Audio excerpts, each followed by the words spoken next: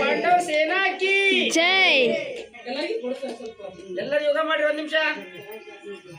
ಎಲ್ಲರಿಗೂ ಹೂ ಕೊಡ್ರಿ.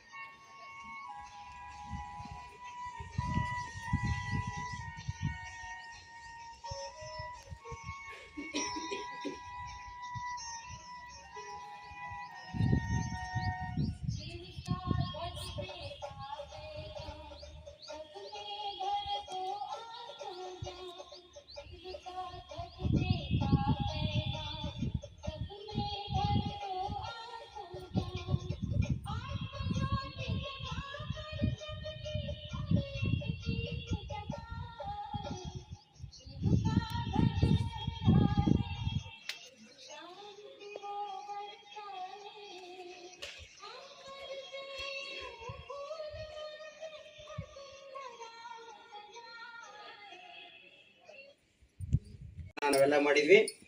ಇವತ್ತು ಈ ದೀಪವನ್ನ ಬೆಳಗಿಸ್ತಾ ಇದ್ದೀವಿ.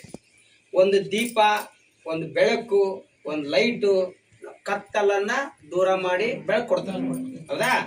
ಹಾಗೆ ಇವತ್ತು ಸ್ಥೂಲವಾಗಿರ್ತಕ್ಕಂಥ ದೀಪವನ್ನ ಬೆಳಗಿಸುವುದರ ಜೊತೆಗೆ ನಮ್ಮ ಆತ್ಮರೂಪಿ ಜ್ಯೋತಿಯನ್ನ ನಾವು ಬೆಳೆಸ್ಕೋಬೇಕು. ಈ ದೀಪ ಬೆಳಗ್ಬೇಕಾದ್ರೆ ಎಣ್ಣೆ ಬೇಕು, ಆದ್ರೆ ಆತ್ಮರೂಪಿ ಜ್ಯೋತಿ ಬೆಳಗ್ಬೇಕಪ್ಪ ಅಂತಂದ್ರೆ ಅದಕ್ಕೆ ಯಾವ ಎಣ್ಣೆ ಹಾಕ್ಬೇಕು? ಜ್ಞಾನದ ಎಣ್ಣೆ ಹಾಕ್ಬೇಕು ಅಲ್ವಾ? ಎಷ್ಟೆಷ್ಟು ನಾವು ಎಣ್ಣೆ ದೀಪ ಹಾಕಿ ಎಣ್ಣೆ ಹಾಕ್ತೇವೆ ಅಷ್ಟು ಬೆಳೆ ಉಳಿತೈತೆ. ಎಣ್ಣೆ ಖಾಲಿ ಆದ್ಮೇಲೆ ಆರೋಗ್ಯತೆ. ಹಂಗೆ ನಮ್ಮ ಆತ್ಮನಿಗೂ ಸಹ ನಾವು ಜ್ಞಾನದ ಎಣ್ಣೆಯನ್ನ ನಾವು ಎಷ್ಟೆಷ್ಟು ಹಾಕ್ತಾ ಹೊರಟು ಅಷ್ಟಷ್ಟು ಆತ್ಮರೂಪಿ ಜ್ಯೋತಿ ಬೆಳಗ್ತದೆ. ಆ ಮನೆಗೂ ಬೆಳಗ್ತದೆ, ಇಡೀ ಬೆಳಕು ದೂರ ಎಲ್ಲ ಕತ್ತು ದೂರ ಆಗ್ತದೆ, ಹೌದಾ?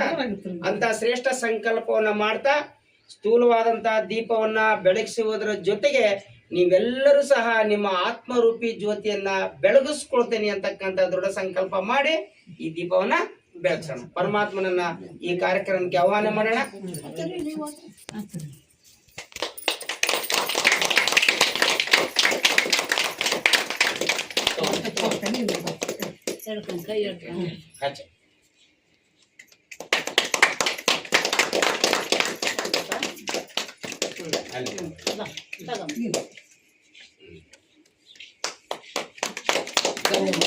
ಸುಗಮಕರೇ, ನೀವು ದಿನ ಕ್ಲಾಸಿಗೆ ಹೋಗಿ ಕೇಳ್ಬೇಕು ಬಾಬರ್ದು